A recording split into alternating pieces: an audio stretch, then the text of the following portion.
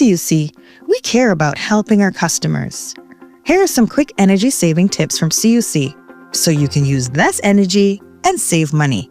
Set your AC Smart thermostat to maintain an indoor temperature of 87 degrees Fahrenheit or higher when you are away from home, and have the temperature cool to a comfortable 78 degrees Fahrenheit or higher when you arrive home.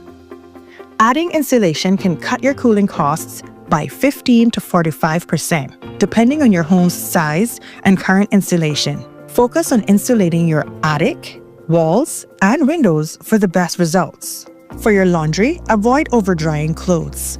Not only does it waste energy, but it also harms fabrics. Dry towels and heavier cottons separately from lighter weight fabrics to save energy. Your TV and gaming setup can be big energy consumers. Save costs by reducing in-game settings and turning off your console when not in use. Remember, every small step counts. Use energy wisely and make a big difference in your energy bills and the environment.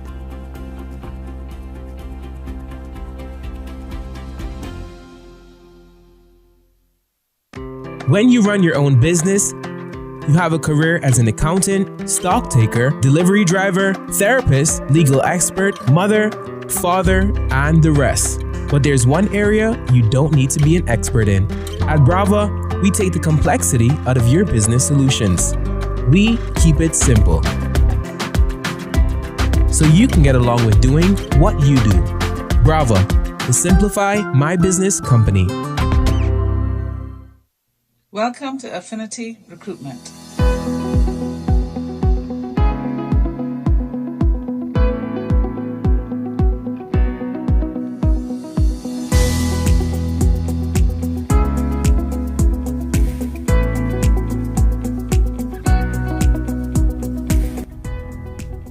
Hi, I'm Michelle Aubert, founder and managing director for Affinity Recruitment. Affinity specializes in financial services recruitment and corporate immigration services. We can be reached at 943-2020. We're located in the heart of Georgetown at Piccadilly Center.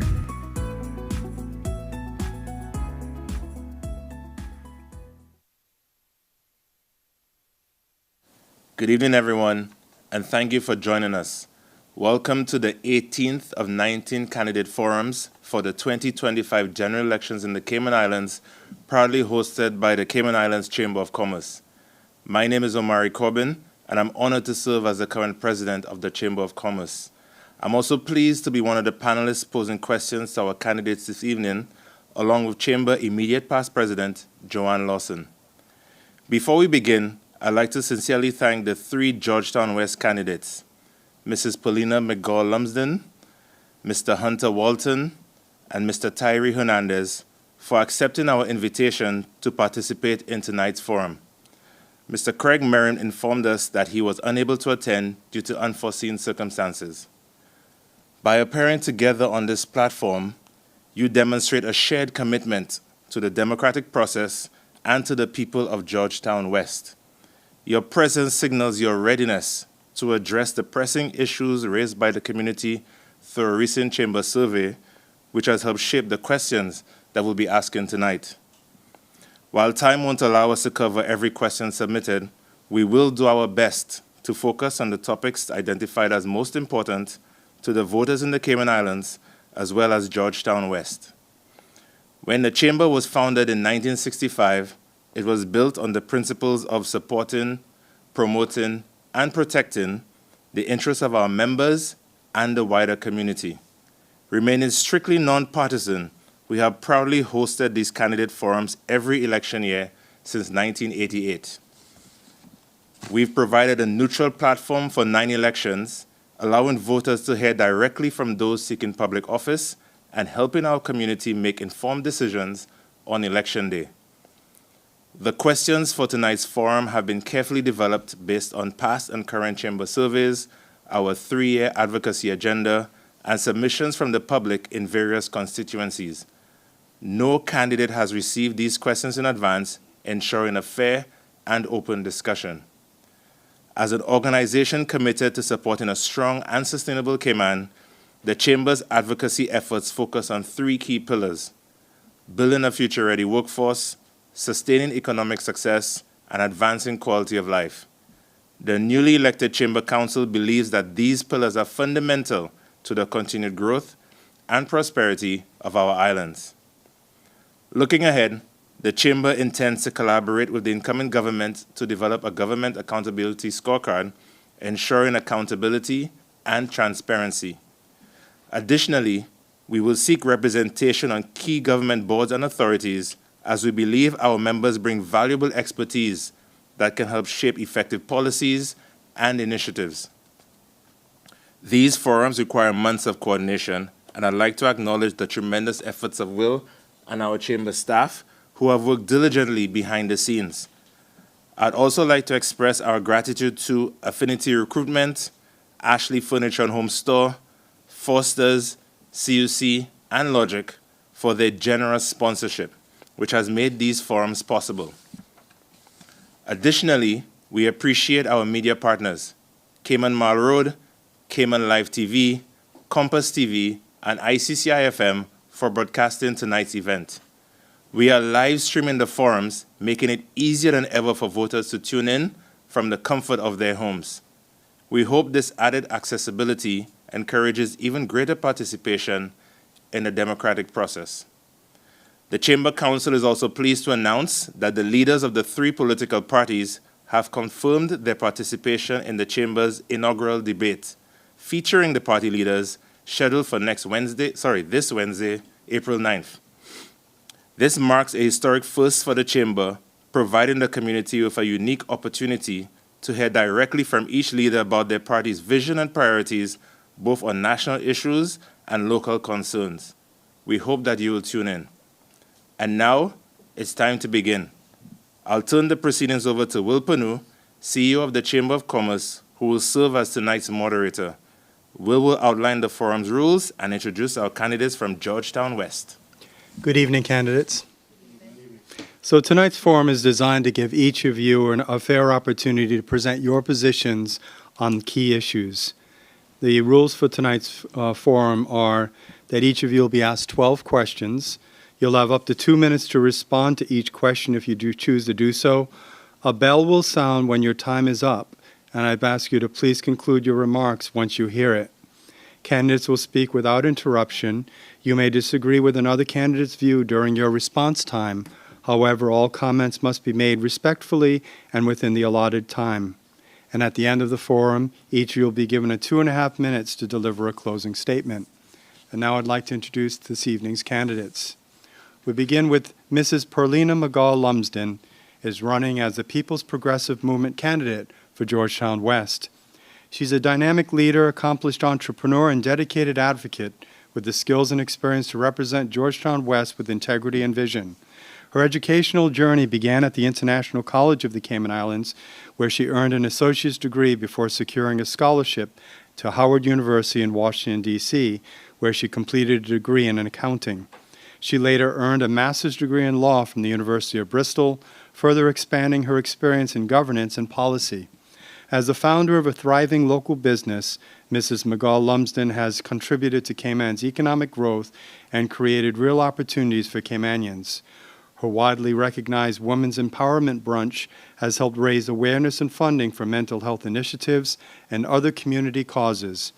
For her outstanding contributions, she was honored on her Heroes Day with a national award and was a finalist for the Young Caymanian Leadership Award in 2006.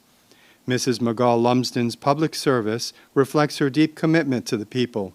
She has served on the boards of the Health Services Authority, Generations Now, and the Immigration Appeals Tribunal. She also worked with the Young Business and Professional Women's Club on a task force that helped shape legislation to prevent sexual harassment and stalking. Mrs. McGaw-Lumsden brings a strong track record of service, innovative leadership, and a heart for her community. As the PPM candidate for Georgetown West, she's ready to champion the issues that matter most to her constituents. Welcome. Thank you. Mr. Hunter Walton is running as an independent candidate for Georgetown West. He's a 28-year-old entrepreneur and independent candidate shaking up the political scene in Georgetown West. Born and raised in the district, Mr. Walton brings lived experience and a fresh perspective to the table. He's not tied to party lines. His only loyalty is to his people. When COVID-19 cut short his water sports career, Mr. Walton turned adversity into an opportunity. He used a government stipend to launch a successful moving business, then went on to open Cafecito Coffee Shop, now a vital local gathering spot. His drive and resilience reflect the spirit of Caymanians navigating today's rising costs and shrinking opportunities. Mr. Walton's campaign is laser-focused on real issues. Nationally, he's calling for smarter immigration policies, better job opportunities for locals, and concrete action to reduce the cost of living. Locally, he's tackling the flooding that plagues neighborhoods, traffic that clogs daily life, and the urgent need for affordable housing. His leadership style is grounded in action, not promises. Mr. Walton is out in the community registering voters daily, listening to concerns and pushing for change. He's clear about his mission. No delays, no excuses, just results. Mr. Walton says he represents a new generation of leadership, bold, transparent, and genuinely accountable to the people of Georgetown West. Welcome. Thank you. Mr. Tyree Hernandez is running as an independent candidate for Georgetown West. He's the oldest of 5 siblings and was raised in a strong Christian home in Windsor Park, where values such as faith, hard work, and community have shaped his life from an early age. He attended Edmer Adventist School and the Truth for Youth School before graduating from the Cayman Islands High School with strong academic results in English, mathematics, agriculture, and other subjects. Bilingual in English and Spanish, Mr. Hernandez brings a grounded and practical perspective to the political table. His career spans a wide range of roles, from Foster's Food Fair and office equipment sales to road construction and stormwater management at the National Roads Authority. After a workplace injury in 2019, Mr. Hernandez didn't slow down. He launched his own handyman and renovation business, continuing to support his family while staying connected to the community. A devoted husband and father of 6, Mr. Hernandez and his family are active members of the Philadelphia Seventh-day Adventist Church. Now running for Member of Parliament in Georgetown West, Mr. Hernandez is stepping up not for fame or fortune, but because he's fed up with broken promises. His focus is on tackling the cost of living, pushing for low-income housing, addressing traffic issues, and improving prison rehabilitation programs. He's ready to act on day one. Mr. Hernandez's campaign is about honesty, service, and solutions for the people by one of their own. Welcome. Thank you. At this time, we're going to take a short commercial break, and when we return, we'll begin the questioning for our candidates. Please stay tuned. When you run your own business, you have a career as an accountant, stock taker, delivery driver, therapist, legal expert, mother, father, and the rest. But there's one area you don't need to be an expert in. At Brava, we take the complexity out of your business solutions. We keep it simple, so you can get along with doing what you do. Brava, the Simplify My Business company.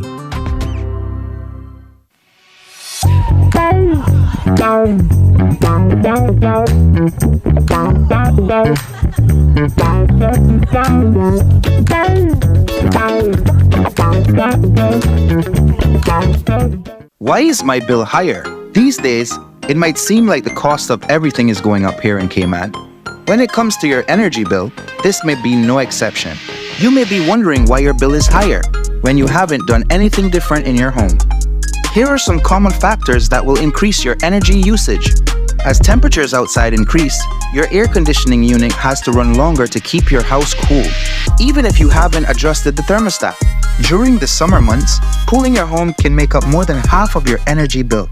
It's important to maintain your AC so that it can function as efficiently as possible. Changing your AC filters can also help with ensuring units are functioning properly. Remember, for every degree you turn up your thermostat, you can save on your monthly energy cost. Turn off your AC when no one is home. Thermostat should not be set any lower than 78 degrees. Also consider closing blinds and drapes on the sunny side of your home. This will help reduce the temperature inside your home. Remember to consider energy waste. Think about the items in your home that are using energy, like gaming computers and ceiling fans. Always unplug and turn these items off when they are not in use or needed. This will help you conserve. Now that you have some energy saving tips, you can track your consumption daily on MyCUC. Learn more at www.cuc-cayman.com.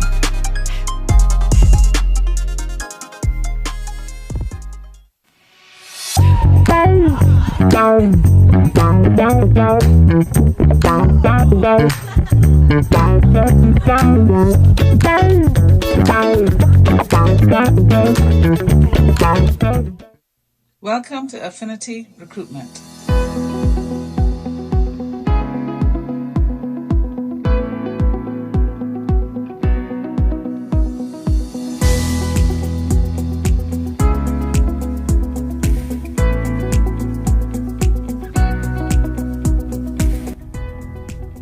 Hi, I'm Michelle Aubert, founder and managing director for Affinity Recruitment. Affinity specializes in financial services recruitment and corporate immigration services.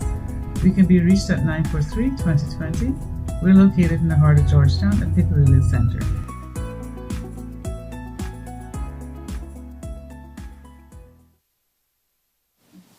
Welcome back to the Chamber of Commerce Candidates Forum for Georgetown West. We've gone through the introductions. Now we're going to turn over to the questioning for the candidates for this evening, and I'll turn it over to Chamber President Omari Corbin. Thanks, Will. Mrs. McGaw-Lumsden, we'll start with you for question number 1.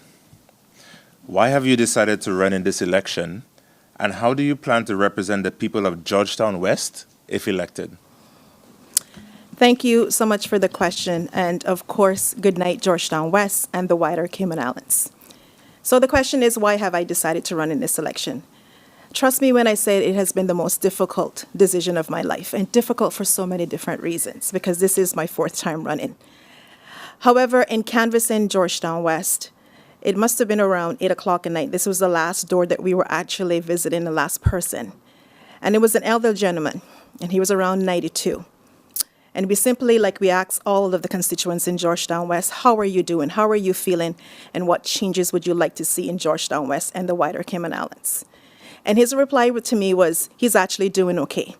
He was just recently had surgery at the HSA, and it was a knee surgery. And of course, upon exiting the HSA, he was offered a $25,000 bill, or gifted a $25,000 bill, depending on how you look at it. And so I don't know if it was sheer exhaustion or if I thought of my mother or my father in that moment. But I literally had a moment, and my canvassers had to say, try to get it together. Because it hit home. It hit home because, one, I saw my parents. But more importantly, I don't understand, as a thriving society, how we're not taking care of the elderly. And so that instilled and evoked in me the reason why I was running for Georgetown West. I'm running for Georgetown West, not just because I have the leadership skills, not because I'm academically inclined, it's because I have a drive and a passion for my people in the Cayman Islands. I think we are a society that, although we are thriving, our people are not. And so I'm here to advocate on their behalf. I'm here to be a voice for the people that don't have a voice, or the voiceless. I'm here for individuals that need leaders when it comes to government. And whether we like it or not, I think a politician has played significant role when it comes to the people in the Cayman Islands, especially me. They have played a very integral role. And with that being said, at the end of the day, because they made such an impact in my life, I now know that this is the most meaningful opportunity and the most meaningful way to give back to the people of the Cayman Islands. So when you talk about leadership, when you talk about an individual who obviously have the skills and have attained the skills, you're also talking about a person who have a heart for my people and who wants the best for my people. I have seen them, I've heard them, and I will be there when it comes to the people of Georgetown West. Thank you. Thank you, Mrs. McGaw-Lumsden. Mr. Walton? Same question. Good night to everybody. Thank you guys for having me. I really appreciate it. And thank you to the candidates for joining me here tonight. The reason I've decided to run in this election, as a young Caymanian at 28 years old, I've seen enough. I've seen enough of the politics as usual, promises being made and never followed through. And I've decided that, there's a saying, you got to be the change you want to see in the world. And that's what I'm hoping to achieve here. I'm putting myself forward for the betterment of my country, my family, my friends. I know through hard work and dedication and strong, bold leadership that we can achieve anything. And I hope to be that change, that guiding light for Georgetown West. And I'm trying my best, and I hope you guys see that. And in my plans on how I'm going to represent Georgetown West, I plan on being the best leader you guys have ever had. I listen to the people. I'm an independent candidate, which means I answer to you, not to the parties or special interests. My only special interest is the people of the Cayman Islands. And I think through that collaboration between myself and the people of Georgetown West that we can achieve a lot. We can achieve a lot in 4 years. And, you know, I think it's time for real, strong, bold leadership. And that's why I decided to step forward as an independent candidate and put myself, you know, in this election. Thank you. Thank you, Mr. Walton. Mr. Hernandez? Thank you for the question. Good evening, Georgetown West. Good evening, Cayman Islands. It's my pleasure to be here as your representative tonight. I'm a candidate that will get the job done. I'm not an empty promise. I'm a barrel full of water. When you're thirsty, you get water to drink. I'm here because I'm tired of all of the promises. The last politician that we had, representative for Georgetown West, left us 8 years of emptiness, nothing done in our community. Our elders are suffering, our parks are deteriorating, our basketball courts are being left just to nature, Mother Nature itself.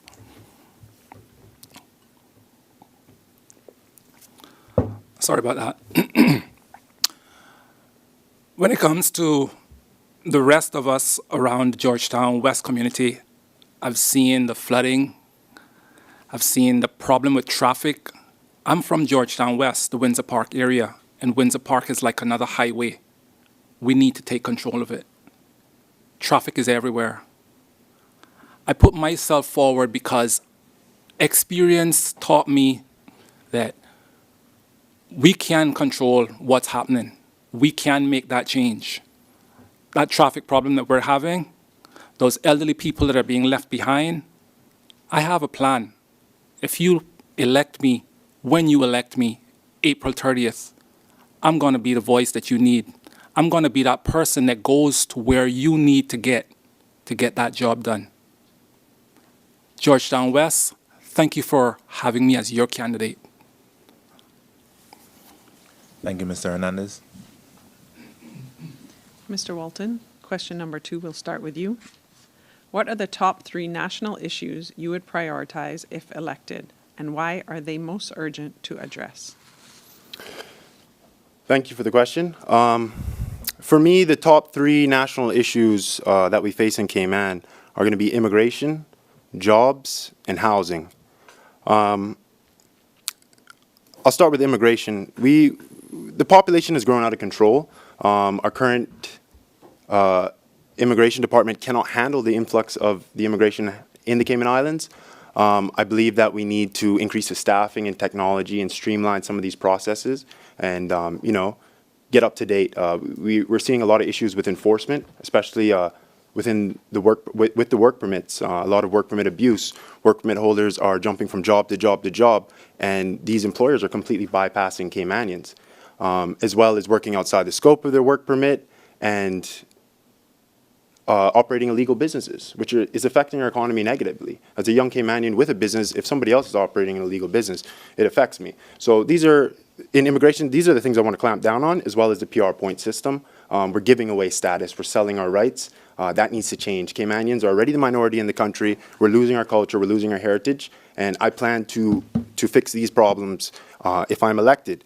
As it pertains to jobs as well, this also falls under immigration. Caymanians aren't being employed. And if they are being employed, unfortunately, they're getting the bitter end of the stick. $6 an hour minimum wage is absolutely unacceptable. There are Caymanians that are surviving on that. And we need to act. And that's a part of the reason I'm running, because I've heard this conversation over and over again, and yet nothing has been done.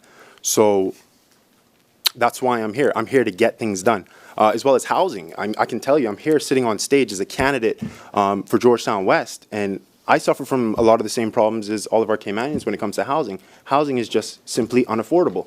And I think these three go together well because, in my opinion, housing has been caused by the weak immigration policies that have been put in place. We're selling, like I said, we're selling status. It's based on points. Those points are based on investment properties, and we're creating an artificial demand for luxury apartments in Cayman when these developers should be prioritizing affordable housing for Caymanians. Thank you. Thank you, Mr. Walton. Mr. Hernandez? Thank you for the question. The top three national issues that I would prioritize if and when elected has to do with traffic control. It has to do with housing, affordable housing, not just any housing. It has to do with prison reform. I have a plan that starts from prison reform. Ladies and gentlemen of the Cayman Islands, not only Georgetown West, this is a national issue.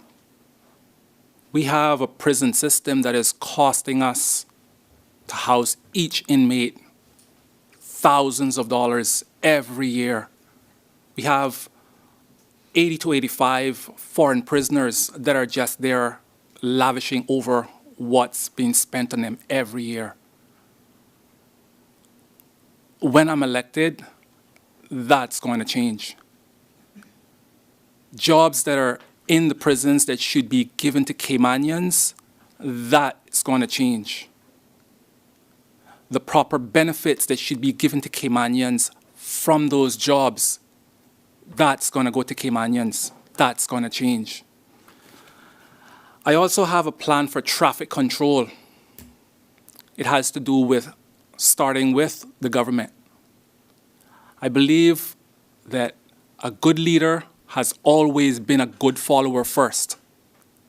And if we lead by example, by being the government, we can alleviate the problems with traffic in the Cayman Islands. We can stop throwing millions of dollars every year at building shoulders on the roads. That does not work. Every time that there's a shoulder and expansion to a road, there's a fatality. That needs to change. When I'm elected, you can look forward to knowing that these things are going to be my most urgent matters to prioritize. My next matter would be to deal with the elderly. My mom is 78 years old, and sad to say she had a stroke 4 years ago. We need better care for our elderly. Thank you. Thank you, Mr. Hernandez. Mrs. McGaw-Lumsden? One of the things that the PPM has been charged with, and one of the things that isn't in the manifesto, is reforming the immigration. And we have to reform immigration because from reforming immigration, it trickles down to so many different factors in our society, such as these national issues. These national issues consist of traffic, housing, cost of living, or one thing or another. So I think once we start with reforming immigration, and reforming means closing as much loopholes as there is, as much as possible, because I think we are seeing an abuse of work permits in our society. And because that is actually happening from that level, every single person is now coming into the Cayman Islands and is causing a strain on infrastructure, is causing a congestion when it comes to traffic, is causing housing to skyrocket. So definitely when it comes to one of the major national issues that we have to tackle is reforming immigration. That's first and foremost. Secondly, in walking around Georgetown West, another major issue is housing. We have to be able to be in this society where everyone can thrive, which includes affordable housing, especially for our young people. Like I said, in walking around Georgetown West, so many people have actually left the island because they can't afford a house here. That's unacceptable for a nation that we consider to be first class. Secondly, another issue is the cost of living. The cost of living has just skyrocketed. How we plan to address that from the PPM standpoint is that we have to increase minimum wage, and we have mandated it in our actual manifesto, which is $9 per hour. Right now, the $6 is not a livable wage for any person. It's pushing people below the poverty line. And we may say, okay, it doesn't impact Caymanians, it still impact people that are living within our country, and it's totally unacceptable. So definitely, that's one of the things that we have to address when it comes to the cost of living. Housing and traffic congestion. This is probably my second or third forum, and I can honestly say this has been an issue over and over, and we're still coming up. It's not that the solutions are not there. One of the solutions is flexible hours. It's not that it's not there. It's just that people are refusing to act. We need leaders in this country, such like the PPM, that's going to act upon things such as traffic congestion, such as affordable housing, and such as the cost of living. Thank you. The next three questions are based on the Chamber's pillar of advancing quality of life. And Mr. Hernandez, will start with you for question number 3, which is based on affordable housing. What specific steps will you take to address the affordable housing needs of the residents of Georgetown West? Thank you for the question. Going back to what I was saying earlier, my whole plan has to do with the prison system. When you put the numbers together, $93,000 a year per person at 85 prisoners works out to be almost $8 million. That's per year, and that's just for foreign prisoners. We can lower our cost of living and build affordable houses from that money saved. In 2024, Cayman Brac had set aside $1 million to build 9 affordable homes. They're not built yet, but they had $1 million set aside for that. Georgetown West, I'm saving you just one way, $8 million every year. What can we do with that money? We can purchase land. We can put skilled prisoners to work, lowering contractors' cost, lowering Cayman's cost. We can build affordable houses at a different rate just through using my prison system. We're going to send the prisoners back. I've worked all my life. I'm 54 years old, 5 grandchildren, 6 kids. One of my kids are away. They left because they cannot afford to be here. My other kids, the 2 adults, are struggling. There's 3 younger kids. What's going to happen to them? Well, I have a plan. $8 million, first year, 85 prisoners, back where they came from. Remaining prisoners, we're going to put them to work. There's no more freebies. They're going to earn their way. Everybody else has to pay their way through society, so why can't they pay? Why should it be a burden on the Cayman Islands for the wrongs that you've done? So I say it's time for that to stop. I say it's time for us to put them to work. Let them earn their keep. Thank you. Thank you, Mr. Hernandez. Mrs. McGaul-Lumsden. So thank you for the question. Again, if someone has taken the time, and you will take the time if you haven't, with regards to the PPM manifesto and something that we're going to push once we're elected come May 1st. Regarding housing, again, in walking around Georgetown West, there are so many young people that are feeling ostracized and disenfranchised. And that is something that we obviously have to address and address it immediately, because I honestly didn't realize that the significant amount of individuals that can't afford housing, that don't have access to housing. And in addition to that, in walking around Georgetown, I realized that families, it used to be 2 persons under that family housing. It's now 3 and 4 because they can't even afford to rent either, because the cost of living is so high and rent is so high.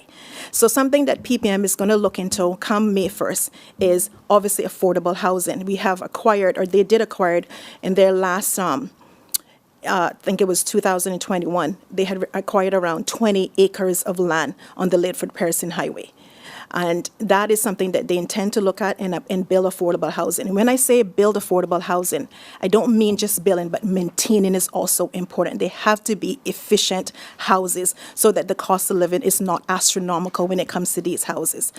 In addition to that, when it comes to the PPM mandate, what we're planning to do is rent-to-own programs. That must be also implemented. That is something that was obviously taken away by the last government, and that's something that we plan to look at again.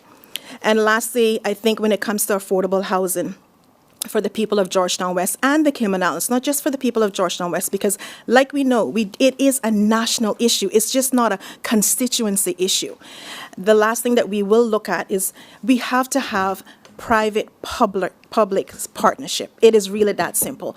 There's nowhere that the government, and it is in our manifesto, cannot go to local developers, because we have reputable local developers, and say to them, here is the concessions, rather than giving it to, the big timers, the big developers. We have to say to our local developers, here is the concessions.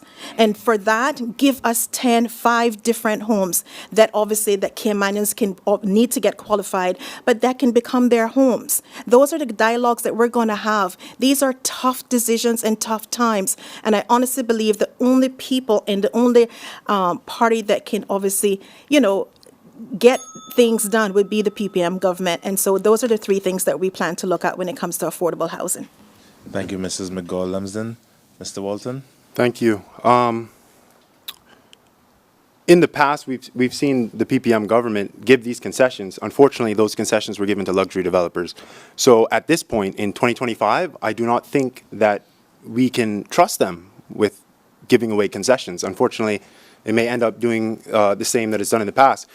My solution for affordable housing is to end the PR point system for investors in land. Once we stop thousands of people coming here to seek PR and status through the purchase of land, we will see the market change. The market will no longer have a high demand for luxury apartments, which Caymanians cannot afford. I understand it's business, but it's not fair. This is our country. Then you will see these developers turn around and start to build more affordable housing, because obviously Caymanians are in need of affordable housing. In terms of concessions, I think that concessions should be given, obviously for the use of affordable housing and not luxury, but we should look at smaller construction companies. The average Caymanian, pick them up off the street, offer them a low-interest development loan to contribute to the housing crisis that we're having. Additionally, I think that the government needs to look into a rent control board. I know that some people may be afraid of this. However, we can create a board that is fair to the renters and fair to the landlords, to create more of a stable market so that it's not artificially inflated. We've seen this in the past during COVID, where prices shot up. People were just moved out of their houses or moved out of their neighborhoods. We have a serious issue here in Cayman with displacement, and if we do not get our hands, our sleeves rolled up and get down with the dirty work and get it done, nothing's going to change. And that's why I'm here, because I understand the solutions. And if we want to talk about a real solution that, again, will need to be under discussion, especially with people like the Chamber Forum, I'm proposing that the next government is to pass a Housing Equity and Equality Act. This is a bill where the government will mandate a strict law. If we're serious about housing, we need to implement strict laws and require that these developers build either 10% or 20% affordable housing for Caymanians. And this can be done, but it takes willpower, okay? Not broken promises and not concessions to luxury developers. Thank you. Thank you, Mr. Walton. Question number 4, Mrs. McGaw-Lumsden, we'll start with you. Given the ongoing challenges with inadequate parking in Georgetown West, what solutions do you propose to make the town center more accessible and user-friendly for residents and visitors? Additionally, what are your recommendations for rejuvenating Georgetown to bring more life, business, and community activity back into the area? That's a very long one. Regarding the inadequate parking in Georgetown, again, I think this has to be a public-private partnership. For instance, Piccadilly Square will offer a significant amount of parking. Is that something that the government can acquire and obviously provide parking from that element? But in addition to that, I think we saw sometime last year there was actually a bus shuttle. And that was something that was quite effective, that individuals just park at their workplaces and actually use the bus shuttle to transport them to various different destinations in Georgetown. That was something that affected, but was obviously underused. We can bring that back one more time again. But parking in Georgetown, that goes back to there's too much cars on the island, but we also need a robust transportation system. Is as simple as that. And again, we have discussed this over and over. We need a modernized transportation so it doesn't create congestion in Georgetown. And in addition to that, we also should try to look about flexible hours when it comes to the people in Georgetown, not just from the private sector, but from the public sector. That is going to alleviate so much traffic congestions and obviously address the inadequate parking that we have in Georgetown. And regarding the rejuvenating of Georgetown to bring more life, we know that the Georgetown revitalization is happening at this moment. All of us go to Cayman Bay, and Cayman Bay motto is live, dine, and play, I think if I remember correctly. We want to bring that back to Georgetown, and that's what the Georgetown Revitalization Program is about. It's an initiative. It's not a project.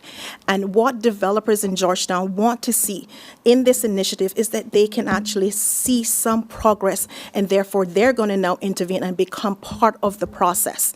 And that's why you're seeing old buildings are now being restructured, such as Elizabethan Square.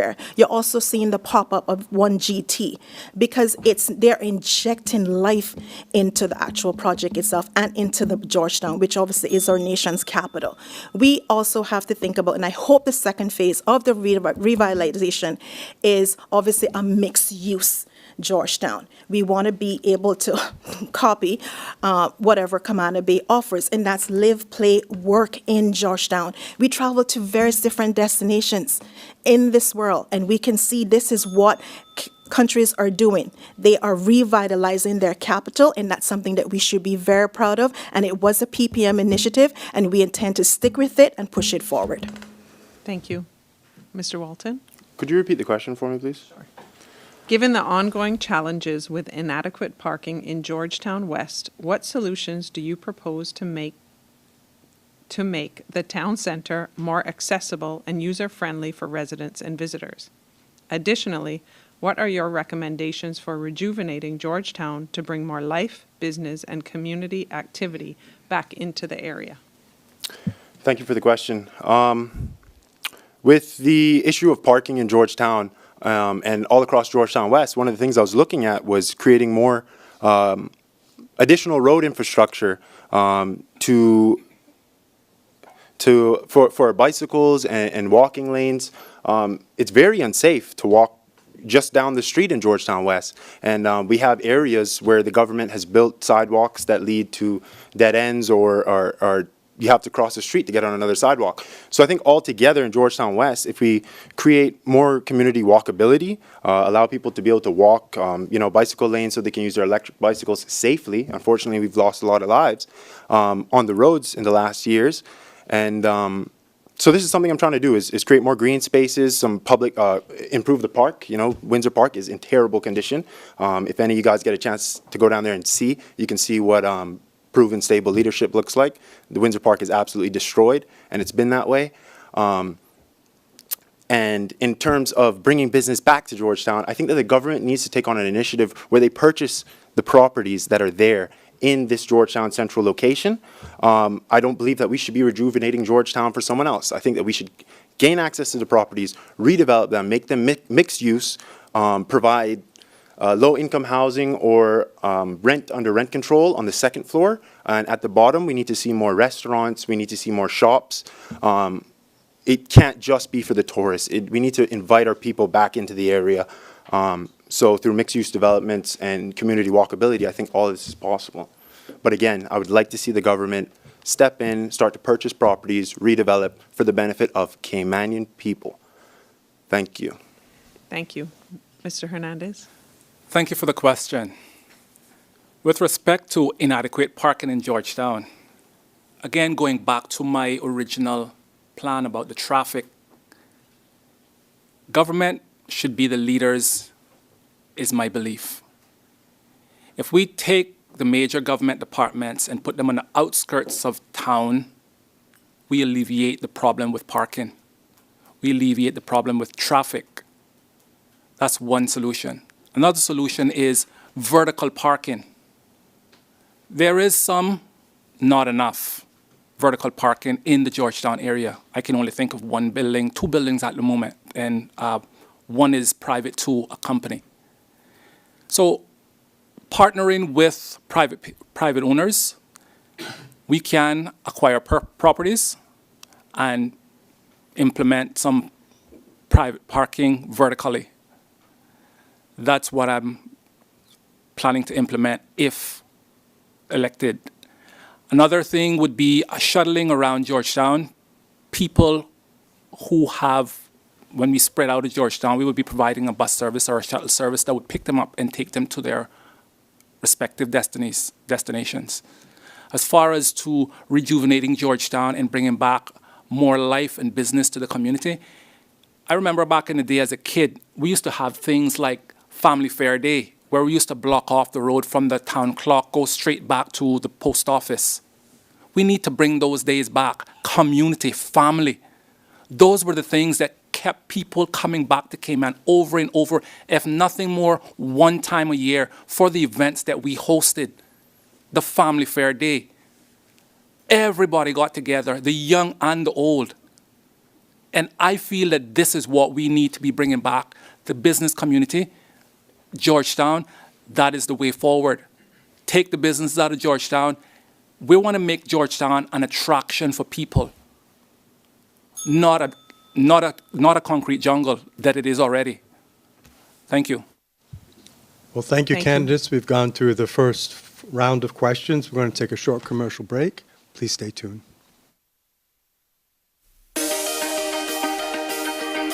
EV public charging can be a bit tricky to navigate if you're new to the game. But fear not. Here's a little 101 on all things public charging at your CUC charge station. The first tip is to get the mobile app up and ready on your phone before you charge your EV at the charging location. You can scan the QR code to load the app from sitting in your car. Download the mobile app, register a charge account, load money into your charge wallet. You must have a minimum of US $5 balance in your charge wallet to begin a charging session. Scan the QR code again to start a charging session using this charger. You can also enter the station ID number into the app. Follow the instructions on the mobile app to initiate your charging session. Now you're ready to charge your EV. Select either the right or the left charge plug. Plug your car in and make sure it shows as charging on your dashboard. Charging for 1 hour will give you up to 35 miles of charge.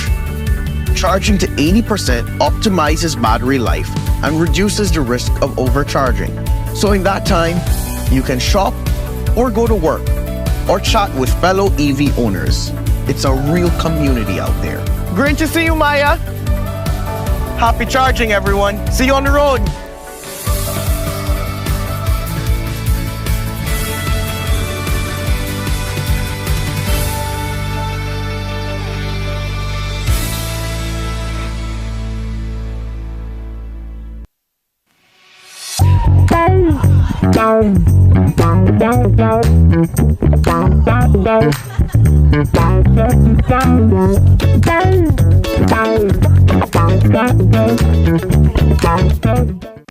When you run your own business, you have a career as an accountant, stock taker, delivery driver, therapist, legal expert, mother, father, and the rest. But there's one area you don't need to be an expert in. At Brava, we take the complexity out of your business solutions. We keep it simple. so you can get along with doing what you do. Bravo, the Simplify My Business Company.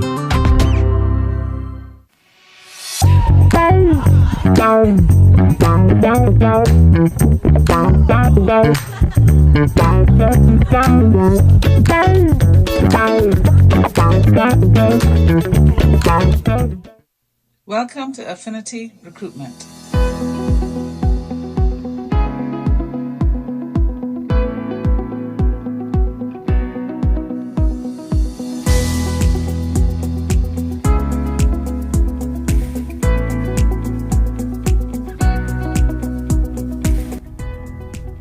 Hi, I'm Michelle Aubert, founder and managing director for Affinity Recruitment. Affinity specializes in financial services recruitment and corporate immigration services.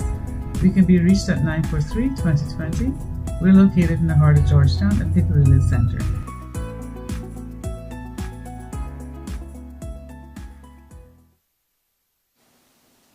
Welcome back to the Chamber of Commerce Candidates Forum for Georgetown West.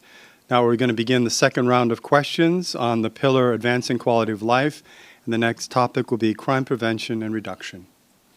Over to you, Mr. Corbin. Thanks, Will. Mr. Walton, we'll start with you for question number 5.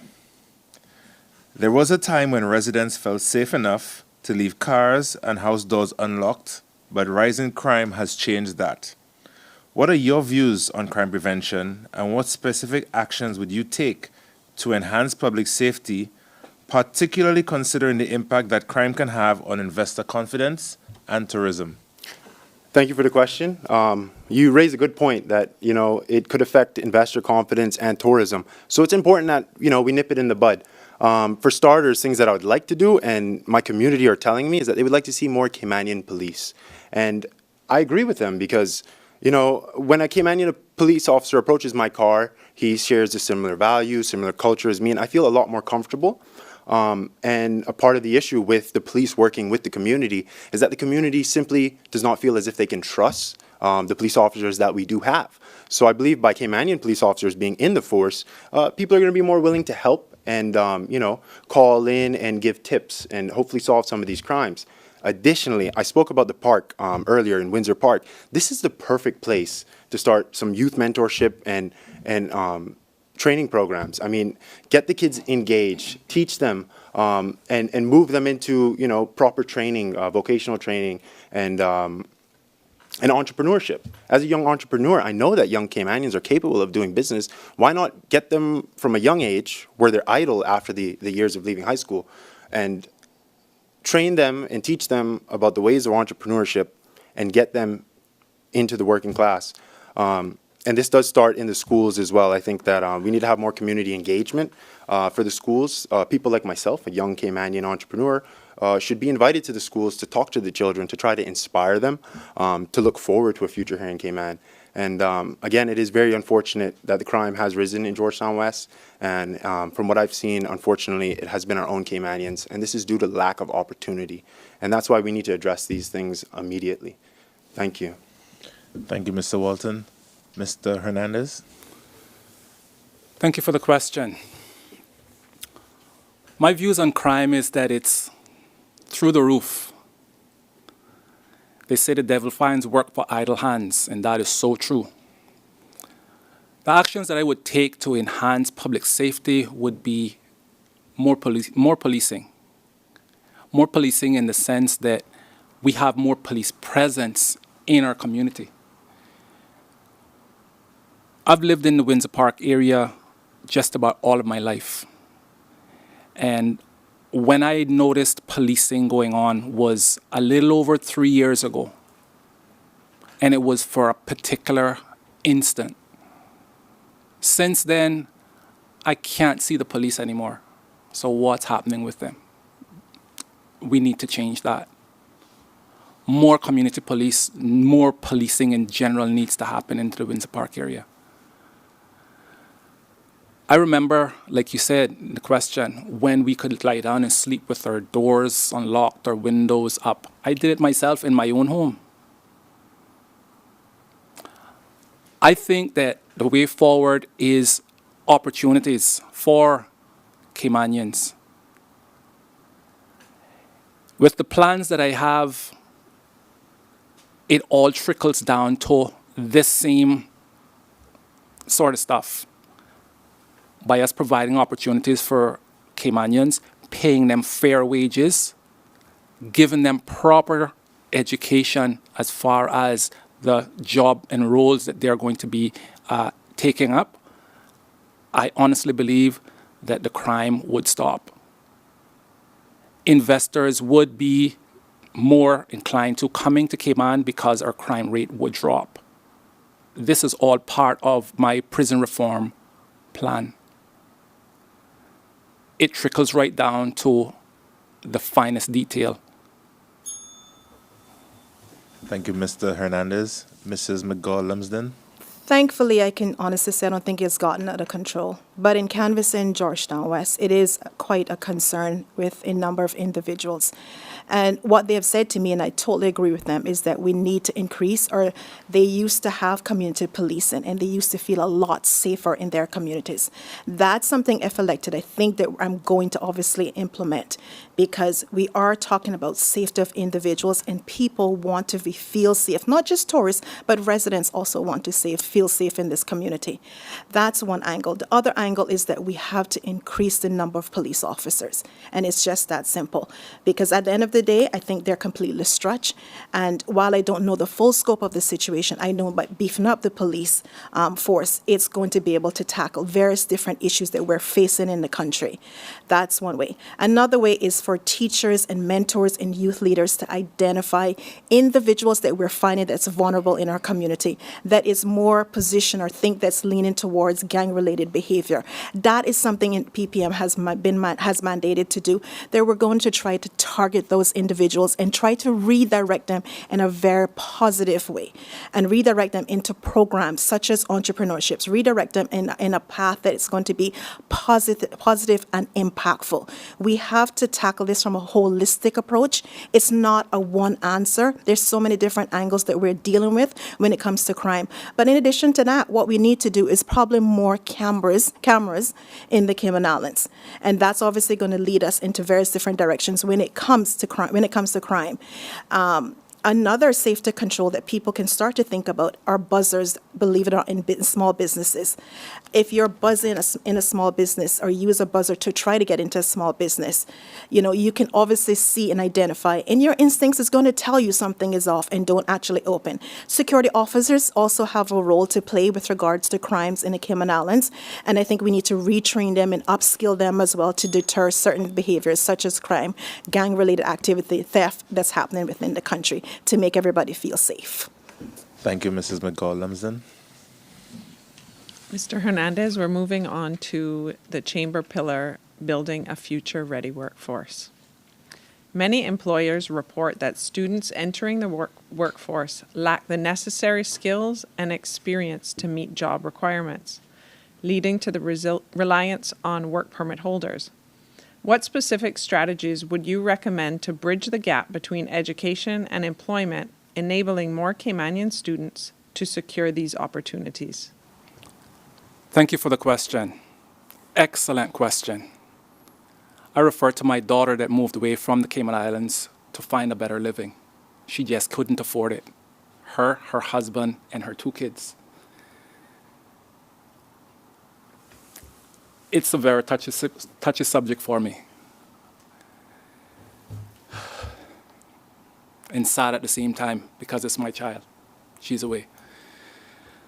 So, how do I bridge these gaps? Cayman needs to proper educate their students in the workforce. Educate them as far as to what jobs are available. When it comes to them getting scholarships, we need to encourage our students to study for what's available, not what they want. If we study for what's available, there shouldn't be a problem with when they return to the Cayman Islands landing that job, because they have studied for it.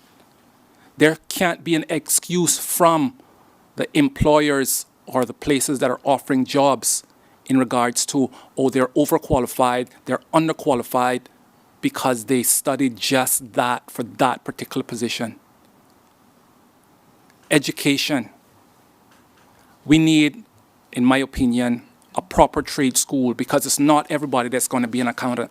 It's not everybody that's going to be a lawyer. It's not everybody that's going to be a judge. Someone will only know how to pick up trash. But there's a skill to it.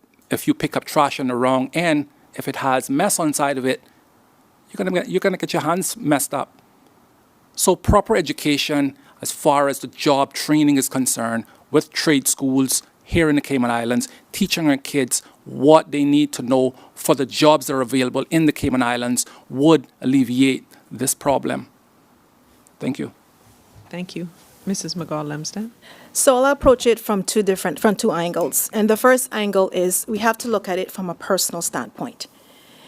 I have 29 nieces and nephews, and what I tell them is junior summers, fine, you have 6, you have 8 weeks. Spend the half of that traveling, because obviously you can't pay for that. But the other half, find yourself in a job opportunity, create that job opportunity and go into that institution. And what that's going to do for our young people, and I think our young people are feeling at this as well, because it's not just, we're just blaming the government or we're blaming private sector. Everybody has a role to play. And so that opportunity and going to those work opportunities and those job sites is going to have you network and also put your foot in the door, so that when you finish graduating, you already have one foot in the door, and that's an easy transition for you. That's the first thing that I would have to say when it comes to our young people.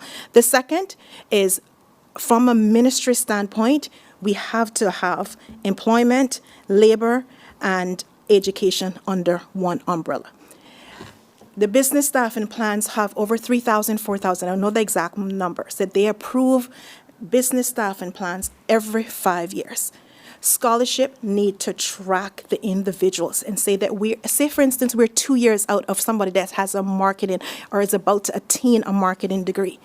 Look under those business staffing plans and who has that, and issue a final work permit for that individual once that person is due to graduate. That is how you're going to work in sync. Right now, we're all working in silo and nobody's actually talking to each other, collaborating, and that's something that needs to happen from a national standpoint. So we'll take it from the personal standpoint. Young people, I implore each and every single one of you, start networking. 90% of the things that I have attained is not just because of an academics that I have. It's because I've socially networked with individuals to push me through that door. But in addition, again, like I said, we have to put these ministries under one umbrella, because one benefit and one, they should all communicate to obviously for the betterment of our young people in the workforce. Thank you. Mr. Walton? Thank you for the question. The question was that many employers report that students are entering the workforce and they lack the necessary skills. And unfortunately, this is painfully obvious. Within our government schools, we have high illiteracy rates and numeracy rates. And it starts with our children. The future of this country is with our children. And it's going to start with education. So what I would propose is an education reform where we update the curriculum for the schools to a more modernized curriculum, one that's being used with some of the higher standard schools on island, the private schools, and that's the STEM program, which stands for Science, Technology, Engineering, and Maths. This will prepare our students for a future in any field, not just finance or tourism, as well as teaching critical thinking, financial literacy, cultural heritage. Our children do not understand where they're coming from, so how can they know where they're going? Additionally, we've heard the promises of the trade schools longer than I've been alive, and I can tell you right now, I don't think it's going to happen. But, however, I think the government does need to look into training our young Caymanians into the high-earning industries, the high-earning trades, like real estate. Cayman is among one of the very few countries in the world where someone can come from overseas, get a job and sell real estate and make hundreds of thousands of dollars a year. I actually wanted to be in real estate. Unfortunately, due to lax labor laws, I was bypassed, and obviously a work permit replaced me. So the solution for that is to reform our education system, implement STEM, get our Caymanian teachers there, teach them properly, pay them well, help them with housing, introduce teachers' aides, get the young people involved in teaching, and move on to training our Caymanians. If they want to go away and get a trade, we should offer scholarships. Additionally, like I said, training Caymanians in high-earning trades so that they can make a living here. And I think that this could be done through partnering with companies as well. We need to put more expectations on the private sector when it comes to apprenticeship and training programs. And additionally, one thing I will not stand for if I'm elected is that any company taking a government contract, keyword, must train Caymanians in that industry. Thank you very much. Thank you. Mrs. McGaw-Lumsden, we'll start with you for question number 7, which is on the topic of jobs of the future. With artificial intelligence rapidly transforming the way businesses operate, from replacing specific jobs to reducing and enhancing efficiency, the nature of work is undergoing significant changes. What strategies would you propose to help Caymanians adapt to these shifts, including the type of education, training, and support needed to prepare for the new jobs that AI and emerging technologies will create? These questions are mighty long. Okay. I think I fully don't have a grasp of what's happening with AI, and that's the honest God truth. But I think once we have at the forefront that we have to train, mitigate, and prepare, it's just that simple. At this time, we don't know what jobs are going to be relevant or irrelevant. But I do know that some of the jobs that will be remain relevant is in the creative industry. And when I say the creative industry, I mean writers. I'm talking about architects. I'm talking about design, filmmakers. Somehow or another, we now need to train our young people to start thinking of jobs like that. And if we train and we mitigate and we prepare these young people, I think at the end of the day, it's going to be something that's going to be no matter if AI comes into play, they're going to be ready for the future, no matter what AI brings at us.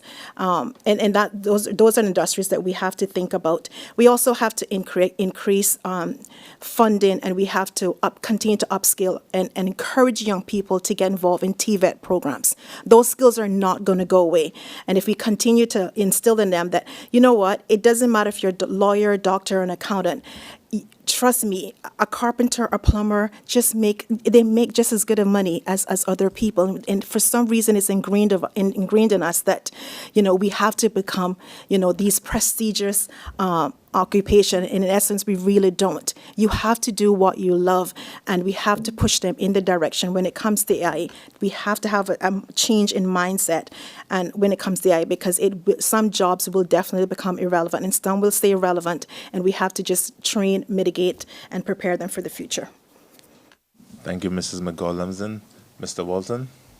Thank you. I agree with Ms. Perlina that AI is quickly becoming the future. It's almost like the internet. If you ignore the internet, what is it today? It's almost in everything we do. And a part of my plan for supporting young entrepreneurs and businesses in Cayman was to not only provide low interest loans that we desperately need, but create some sort of an innovation hub where our government is supporting innovation. They can offer grants for startups or even offer training for Caymanian business entrepreneurs to help guide them through all the red tape and everything else that's been created. So I think, through this innovation hub, it can be a place where if you need help, you can get it. And I think that's what a lot of young entrepreneurs need today. I can tell you how many times I've needed help. And, it's something that I hope to achieve is an entrepreneur training center as well as an innovation hub. We are very reliant on tourism and finance in this country, and unfortunately, there's a lot of competition in the financial market, and tourism is dwindling due to destruction of our environment. So Cayman needs to move forward, and we need to be more innovative. And I think that Cayman is severely unadvertised as a place to do business. I think that we can market Cayman as an international hub, invite companies, major companies in financial technologies, Bitcoin, AI, invite them here to host forums so that we can develop and get into those industries and build a more sustainable and resilient economy so that we have a future here in Cayman in 100 years and not just run it to the ground within the next 20. Thank you.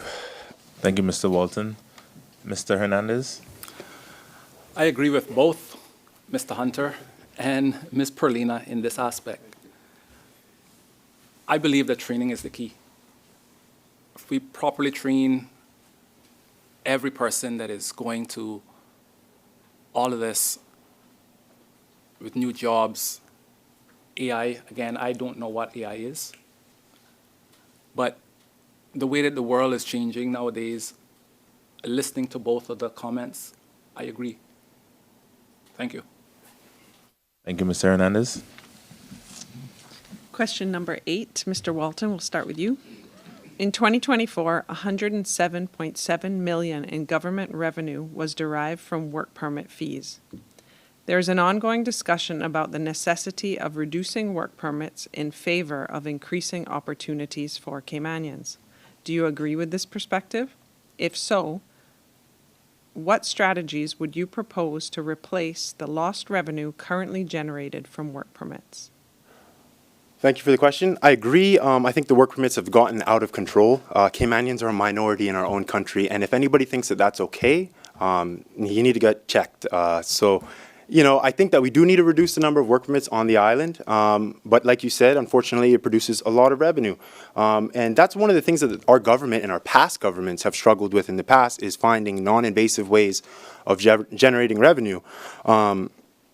Instead of, taxing luxury goods, they tend to look at food, baby products, medication, and essentials. So as we start to work our way away from the reliance on the work permits, and we're training our Caymanians, we're prioritizing them in the workforce, we've increased the minimum wage, we need to start to develop non-invasive ways of generating revenue. Things like tiered business licensing fees, where companies that don't hire enough Caymanians get taxed on an additional fee. And if you're okay with not hiring Caymanians, that's fine, you're just going to pay the fee. But if you meet a certain requirement of Caymanians within your business, we can reduce those fees or offer subsidies to those businesses. Thank you. Thank you. Mr. Hernandez? Thank you for the question. Do I agree? Definitely, yes. Strategies, I go back to my original statement with my prison reform plan. We're not going to have to worry about that $107 million that government gets in revenue every year off of work permits, because I'm going to be saving the government umpteen amount of money every year. That $107 million, we're not going to miss it. Work permits, yes, they're through the roof. We have to change that. It's only us that can change that. We ourselves are our own worst enemies, because there are Caymanians that are doing it to their own Caymanians in the form of, oh, we don't need you. You're overqualified. You're underqualified. That needs to stop. But my plan is to save the government money, not cost the government money. So where we might be losing in one area, it might seem as a loss, but we're gaining it back in another area. I call that balance. Thank you. Thank you. Mrs. McGaw-Lumsden? Do I agree with this perspective? Yes, I do. But I say that to say this because I'm only agreeing with the perspective that we are losing control of the Cayman Islands when it comes to various different work permits on the island. And while that revenue could be lost, I think we have to think about another pillar in this economy. And to me, although medical tourism is thriving, we have to think about a pillar such as sports tourism. And that obviously is going to generate significant amount of revenue that's obviously going to be lost by work permits or other areas that we are spending excessively when it comes to the Cayman Islands government. And if we think about, I was involved in Cayman Invitational, I think maybe 8 years ago. And we saw the likes of 400 international athletes. And I'm saying sports tourism because now we have the world's fastest swimmer, the record holder in the Cayman Islands. That's something that we need to piggyback on and to definitely think of, can sports tourism thrive here? It can, because geographically we're situated in an ideal location. And like I said, I was part of an organization that brought over 400 international track stars here, including Usain Bolt. And that trickled down to bus tours, restaurants, hotel. So the revenue from that alone was significant. Of course, it has stopped, but of course, when we think about it, does infrastructure have to improve? Yes, they do. But are we a key destination that can obviously have sports tourism work? Yes, I think that we can, and that can generate significant revenue. And also, we have to continue to push medical tourism. We see that thriving, and obviously that's working. And those are the two things that I would think about when it comes to replacing revenue if we're going to start reducing work permits in the Cayman Islands. That's generating revenue for us. Thank you. Well, thank you, candidates. Gone through 2 rounds of questions. We have one final round, but we're going to get to that round right after this commercial break. Please stay tuned.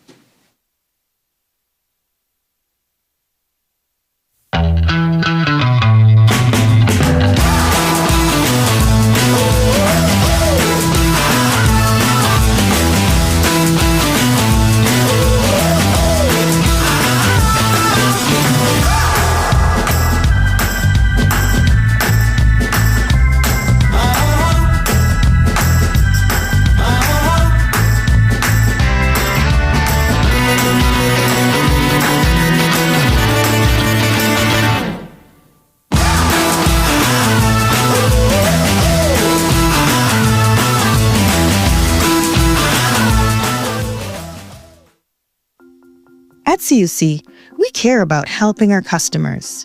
Here are some quick energy saving tips from CUC so you can use less energy and save money. Set your AC Smart thermostat to maintain an indoor temperature of 87 degrees Fahrenheit or higher when you are away from home, and have the temperature cool to a comfortable 78 degrees Fahrenheit or higher when you arrive home. Adding insulation can cut your cooling costs by 15 to 45%, depending on your home's size and current insulation. Focus on insulating your attic, walls, and windows for the best results. For your laundry, avoid over-drying clothes. Not only does it waste energy, but it also harms fabrics. Dry towels and heavier cottons separately from lighter weight fabrics to save energy. Your TV and gaming setup can be big energy consumers. Save costs by reducing in-game settings and turning off your console when not in use. Remember, every small step counts. Use energy wisely and make a big difference in your energy bills and the environment.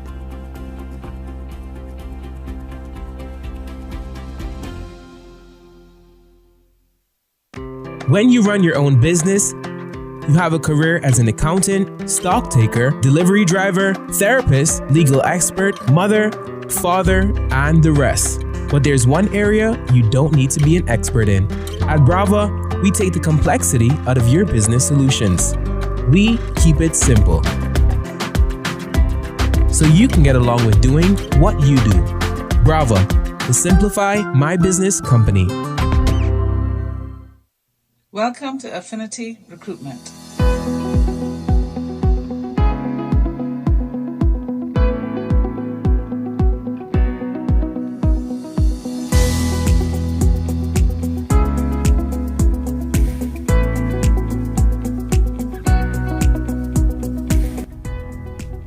Hi, I'm Michelle Aubert, founder and managing director for Affinity Recruitment. Affinity specializes in financial services recruitment and corporate immigration services. We can be reached at 943-2020. We're located in the heart of Georgetown at Piccadilly Center.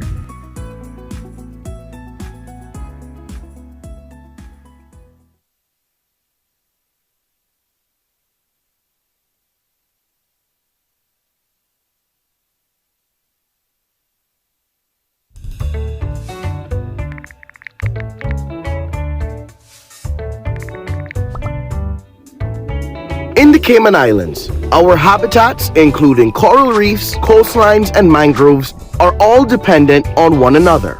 Our economy is no different. From people to businesses, right through to government, it's all connected. And just like everyone wants a healthy ecosystem, everyone wants a healthy economy too. Cayman is a top-ranked international financial center and domicile for captives, investment funds, and pensions worldwide. And our biggest economic contributor? Construction, you ask? Not quite. Tourism? Close. It's true that we're a country of consumers, and the more people we have using our services, the more money we make. But our actual greatest economic contributor is our world-class financial services. Long ago, we had a simple economy. One person has fish, another person needs to eat. That's a transaction.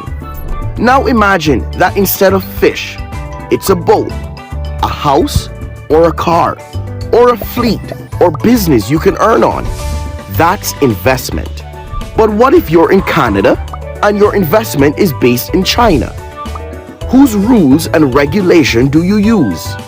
Cayman maintains a high level of integrity with a stable government and a UK-based legal system, globally respected for fairness. That's why so many countries choose us for these transactions. The more transactions we do, the more specialized we become, and the more our economy grows. The result? Cayman is now home to many of the world's top accountants, law firms, banks, fiduciary firms, and administrators. Unlike most countries, Cayman doesn't add an extra layer of taxes on top of tax paid in an investor's home country. That way, there's no duplication of taxation. Instead, our financial services fees ensures constant investment in our professional sector's exceptional service. Cayman's tax-neutral status combats tax evasion with legislation, regulation, and more, ensuring the highest international standards for transparency and cross-border cooperation and attracting reputable investors. All these factors make the Cayman Islands an ideal and trusted international financial center.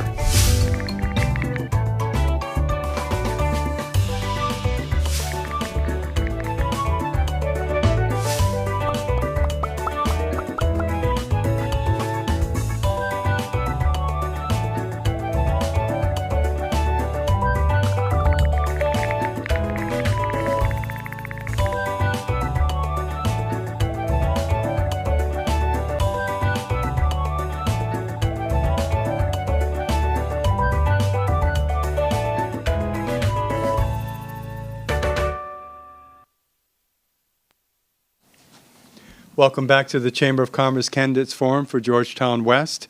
Gone through the first two sets of questions. We're on the third set, and we're going to be discussing the Chamber Pillar Sustaining Economic Success. And the first question deals with financial services support, and I'll turn it over to Mr. Corbin. Thanks, Will. Mr. Hernandez, we'll start with you for question number 9. Given the ongoing and fluctuating threats to our financial services from external bodies such as the FATF, what proactive policies or strategies should the government adopt to protect and strengthen the industry? Wow, that's a tough question. Thank you for the question. What should government adopt to strengthen and protect the industry? Let's start with backyard farming. We're at a stage in life where everything is going haywire. The United States president has decided to change tariffs on so many countries around the world. And they made it quite clear that Cayman is not exempt from that. We're getting our share of it as well. Our economy at the moment can't sustain too many more increases, in my opinion. To strengthen our industry, I think we need to really introduce and promote more farming, backyard farming. It would lower our cost, and by lowering our cost, I'm of the opinion that it would strengthen our industry. Thank you. Thank you, Mr. Hernandez. Mrs. McGaw-Lumsden. Honestly, I think we are as compliant as we possibly could be, and that's the honest God's truth. Each and every year, every now and then, for some reason, we seem to be on the blacklist or the gray list or something to that extent. And time again, we continue. If there's 16 rules and regulations that we have to be compliant with, we continue to do that and adhere to the policies that FACTA continues to implement and push down our throats when it comes to the financial services in this country. I don't know what else we can do. We continue to do KYC. We continue to be compliant. We continue to let them know exactly what's going on and update them. We have streamlined this process as much as we possibly can. And honestly, I don't know what other proactive policies or strategies that we can adopt at this time, because we have gone above and beyond when it comes to FACTA. Thank you, Mrs. McGaw-Lumsden. Mr. Walton? Thank you for the question. I'm not an expert in finance, but it doesn't come to any surprise that we're under so much pressure. The financial services industry in Cayman is our top pillar, that along with tourism, and they're constantly under pressure and competition, good competition, even from the UK. So what I would say is necessary, and I mentioned it earlier, is promoting Cayman is a place to do business. Attract these major companies and major brands to the Cayman Islands and offer, some of the same benefits that the financial services are getting. Additionally, I think that it's time to, with these events happening in the Cayman Islands, I think Cayman needs to diversify the economy greatly. And one of the first steps we could take is getting into financial technology or fintech, and as well as blockchain. Blockchain is a rapidly growing industry. We've seen the American president, take decisive action and boosted the Americans' economy with blockchain. And I think Cayman is a perfect place to adopt it. So, like I said, with all the competition in finance, it doesn't seem surprising that we're having such trouble. So diversifying the economy, bringing in blockchain, bringing in fintech, and exploring other ways to grow our economy and create it, make it more sustainable. Sorry. Thank you. Thank you, Mr. Walton. Mrs. McGaw-Lumsden, I will start with you. And this question has a few questions within it, so I'm going to read it slowly. Suppose voters ultimately do not support the cruise ship berthing referendum. What steps do you believe the government should take to reduce the impact of fewer cruise ships and declining visitor numbers, particularly on the businesses and jobs that rely on this sector? Do you believe the government has a responsibility to support workers and business owners who are affected? And if so, how should that support be delivered and funded? Joe. Okay. I think the first question that we must ask as a nation is, do we want a cruise tourism industry? And if we do, what does that look like? Does it look like we need berthing facilities? And if we don't, and the second question has to be, at the end of the day, if we don't want berthing facilities, whether in Georgetown or West Bay, because of an environmental impact, we then have to think about, can the tourism, the cruise tourism sustain, and is it good conditions when it comes to the facilities that are now being offered? Do we need a refurbishment of what we currently have, or are we going to build the piers? And it's just that simple. So do we want cruise tourism? Because obviously we've seen a significant decrease when it comes to revenue and people visiting our islands. But one must be reminded that 90% of the visitors that do come back, or a heavy percentage that do come back to these islands, and you do ask them, well, how did you know about the Cayman Islands? They will tell you that they came via a cruise ship.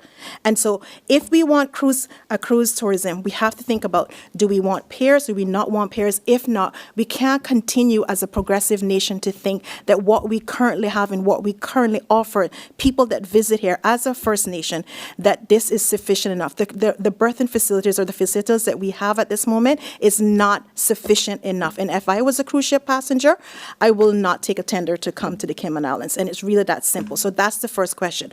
But on the flip side, we also have to think about, we have around 3,000 people, Caymanians, that depend on the cruise ship industry. So while we're thinking about sustainability and development, we also have to think about the social impact that it's having in the country. Those people still need to eat. Those people still need to feed their families. Those people still need, at the end of the day, to pay bills and to further their children's education. So those are the questions. And trust me, it's a very difficult question. It's a huge discussion.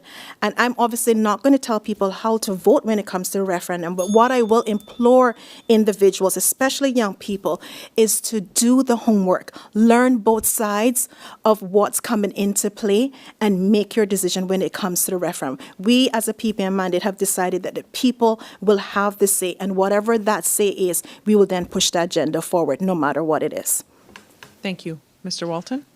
Thank you for the question. So if voters ultimately decide not to support the cruise berthing facility, we'll be in a mess, first of all, because unfortunately there's quite a bit of people who rely on cruise tourism, and it is something that we should be looking at from now, because unfortunately the feedback I'm getting from the community is that they do not support the cruise berthing facility. However, this cannot go overlooked. I think that we've had an issue in Cayman where we've had a year-round, a slow season annually.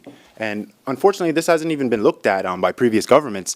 And my plan to address the slow season in the Cayman Islands is to promote cultural tourism. We have severely underfunded cultural activities. I believe that if the government make an investment and host these events year-round, we can actually gap the slow season and make sure that the people who are suffering from the declining cruise numbers can still survive. Additionally, medical tourism is a great option. Ms. Perlina mentioned that earlier. It's an excellent option. It's been doing well in Cayman.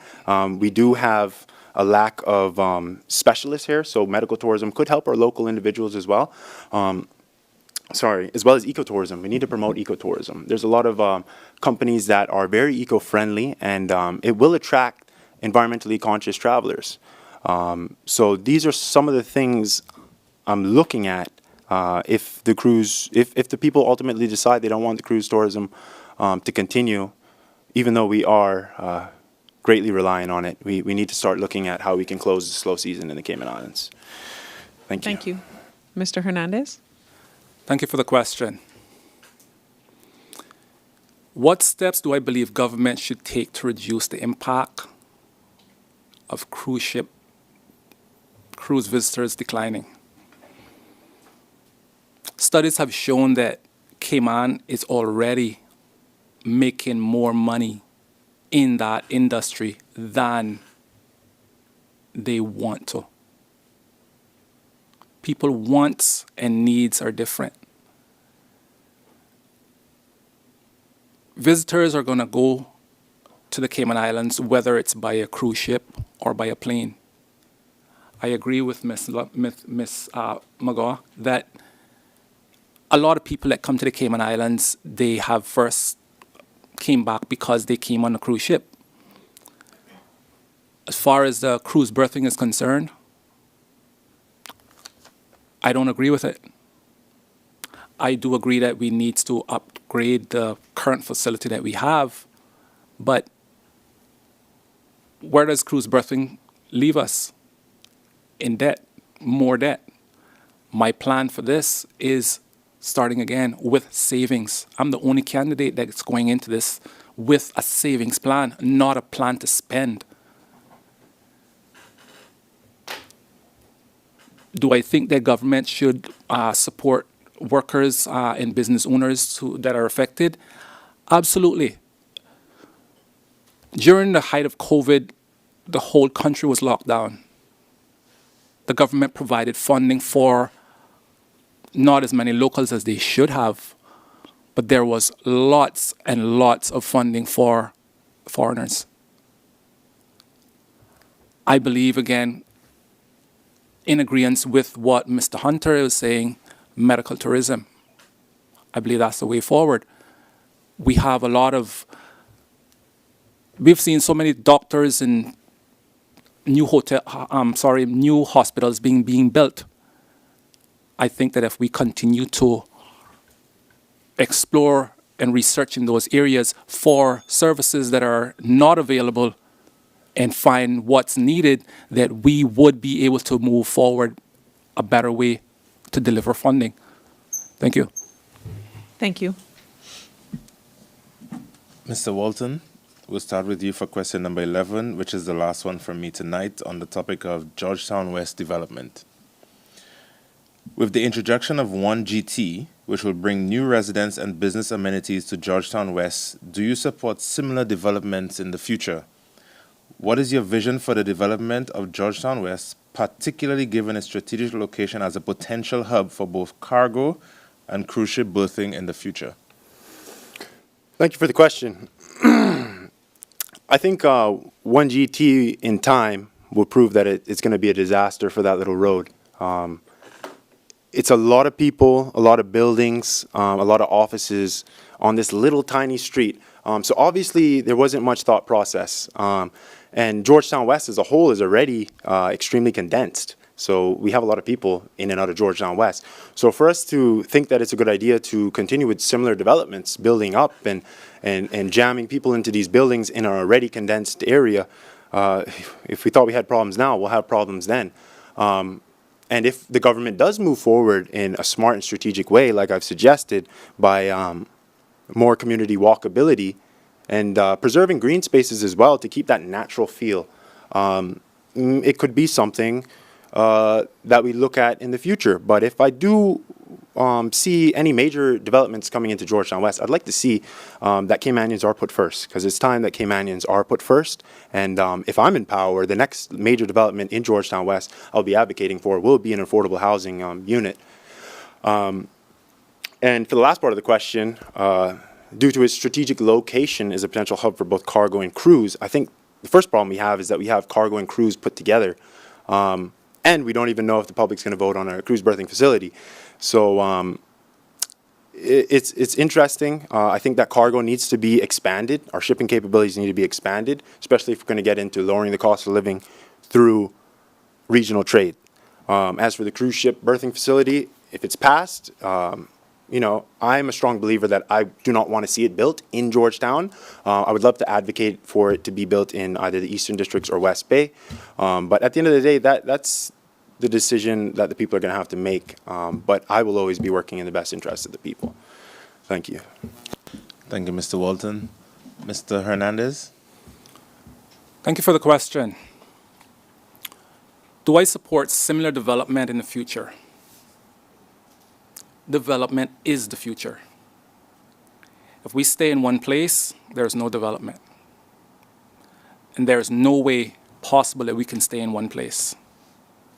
Every second that the clock ticks is the future. My vision on development, we can only do but so much with what we have.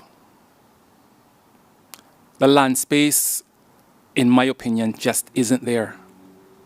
Unless private owners are willing to give up to the government or to developers, that's a problem. As far as the cargo hub, cruise berthing, cruise ships, I do agree with Mr. Hunter. We have both things in one place. I believe that it should be separated. The question is, where is it going to go?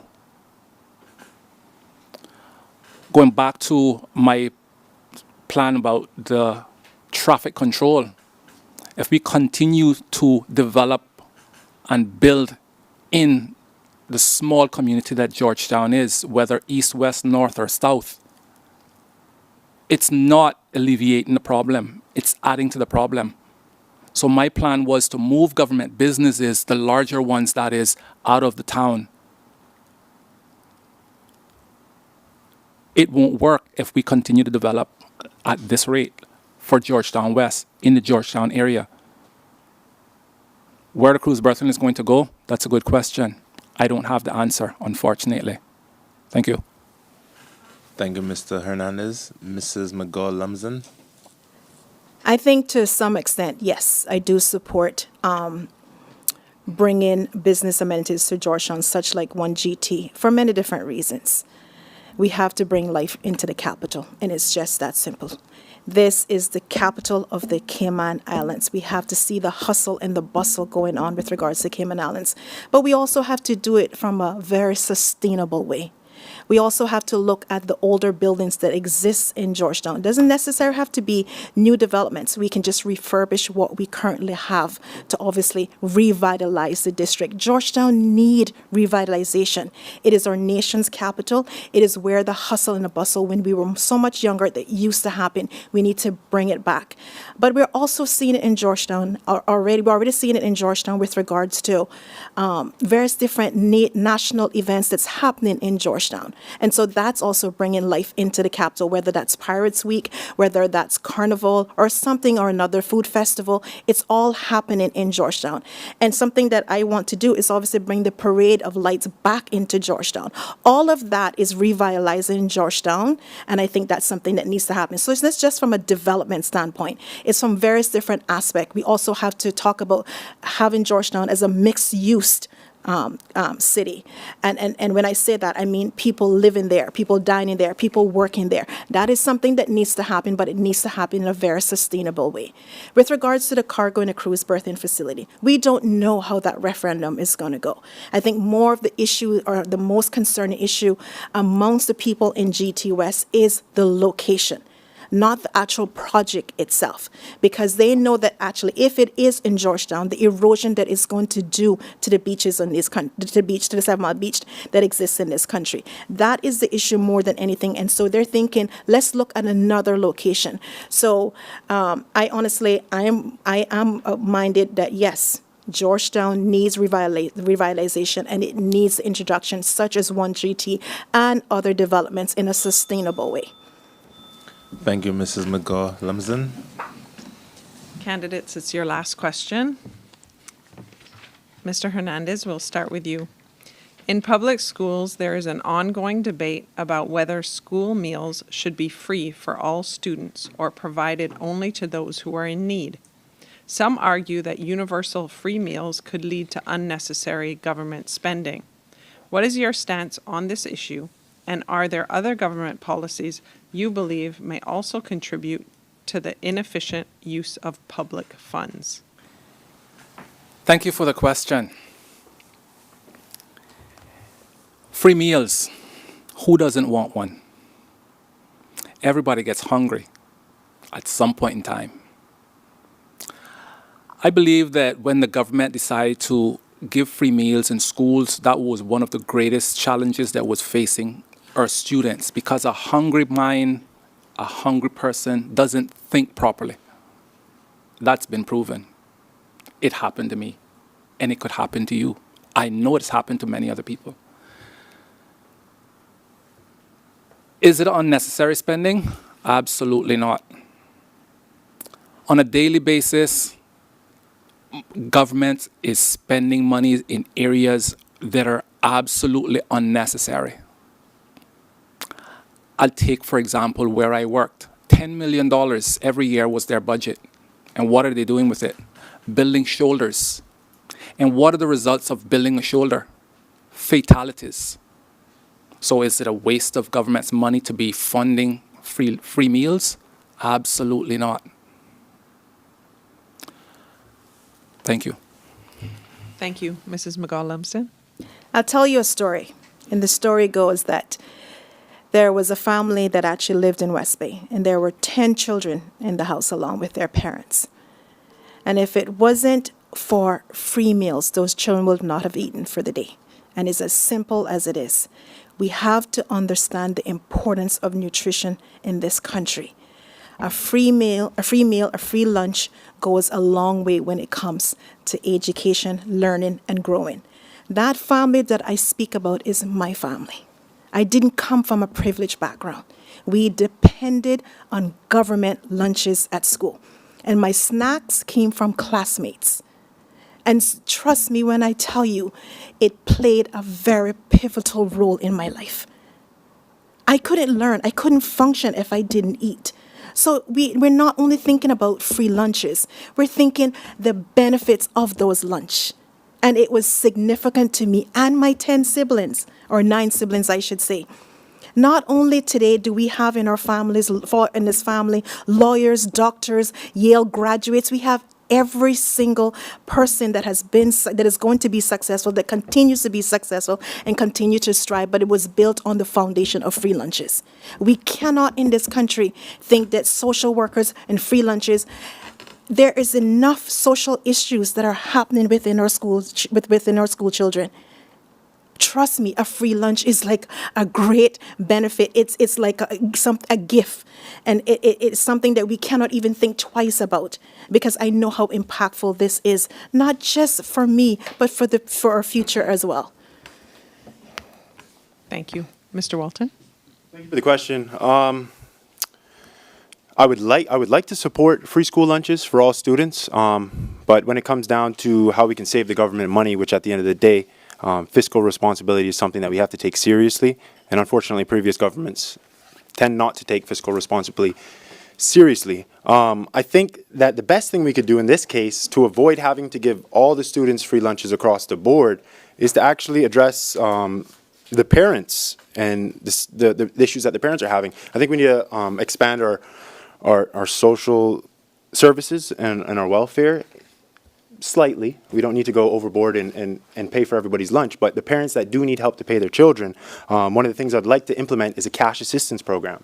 I would like to establish hubs across the island where each district, instead of everyone coming to Georgetown and adding to the traffic, each district should have a cash assistance hub where a Caymanian can walk in and within 15 minutes be able to receive some cash.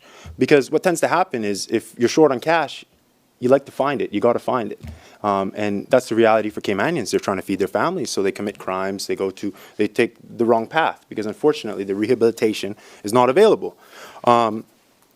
However, I think that daycare should be free. Daycare for young children absolutely needs to be free. And I'd like to see some parenting workshops, mainly community-based, something where we can get community involvement. Young single parents can get the help they need, and they can work together to better the lives of their children. But at the end of the day, I would love to give all the students free lunches. I think that's an amazing thing. But when we talk about saving money, I think that the avenue is addressing the parents when it comes to training them and job placements and putting them back into the workforce so that they can stand on their own 2 feet. No Caymanian wants to be a beggar. So it's better we try to provide the pathways for them to, provide for their own family. However, I would love to support it, but maybe there's easier ways, less expensive ways. Thank you. Well, thank you, candidates. We've gone through all the 12 questions for this evening. We're going to take a short commercial break, and when we come back, closing statements from each of our candidates. Please stay tuned.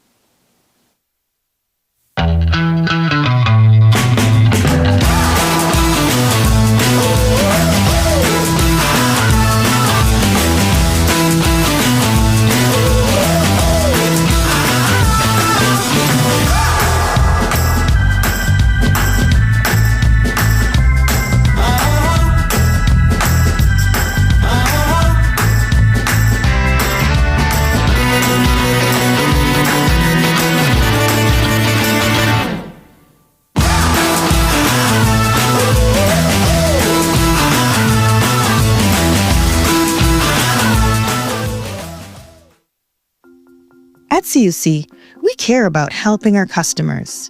Here are some quick energy-saving tips from CUC, so you can use less energy and save money. Set your AC Smart thermostat to maintain an indoor temperature of 87 degrees Fahrenheit or higher when you are away from home, and have the temperature cool to a comfortable 78 degrees Fahrenheit or higher when you arrive home.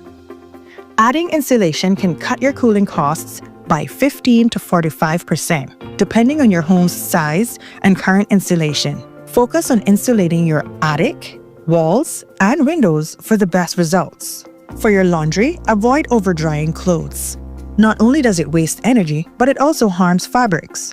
Dry towels and heavier cottons separately from lighter weight fabrics to save energy. Your TV and gaming setup can be big energy consumers. Save costs by reducing in-game settings and turning off your console when not in use. Remember, every small step counts. Use energy wisely and make a big difference in your energy bills and the environment.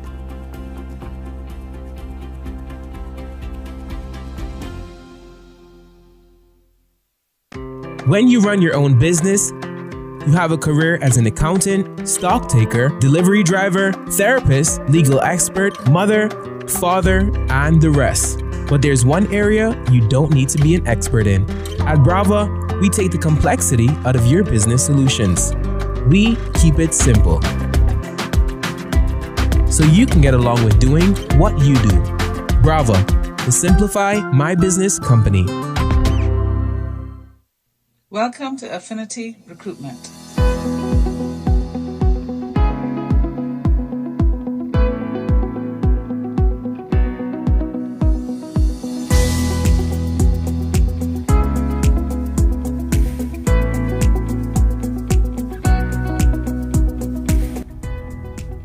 Hi, I'm Michelle Aubert, founder and managing director for Affinity Recruitment. Affinity specializes in financial services recruitment and corporate immigration services.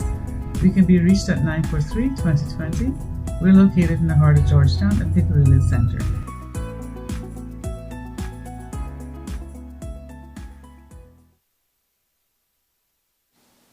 Welcome back to the Chamber of Commerce Candidates Forum for Georgetown West. Now we've gone through 12 questions. Now it's time for each of our candidates to deliver their closing statements. And we're going to begin with Mrs. Perlina McGaw-Lumsden. Thank you again for having me. As your MP, I know how important it is not to only be visible in our community and connect with you, but also to be consistently accessible to you, whether it's a phone call, a visit at our office, or your home. I promise to be accessible and available to you because you are my priority and I am your representative. My good people of Georgetown West, together, let's make a change for our country, a change that is so desperately needed. We cannot afford to continue down a path that has unfortunately, at our expense, wreaked havoc, confusion, unpredictability. Why are we here? 4 years. Why are we here? 4 years ago, majority of those who voted wanted something new. And that's fine. It is a democratic process, after all. We respect the will of the people, but 4 years is up, and we have very little to show for it. The trial has ended. The experiment was not successful, and we are ready to unsubscribe to this nonsense. We deserve more. We deserve the best. And Georgetown West, you deserve my respect, my support, my advocacy, and my passion to serve you. It is time that we got back to a government that cares about the citizens of this country.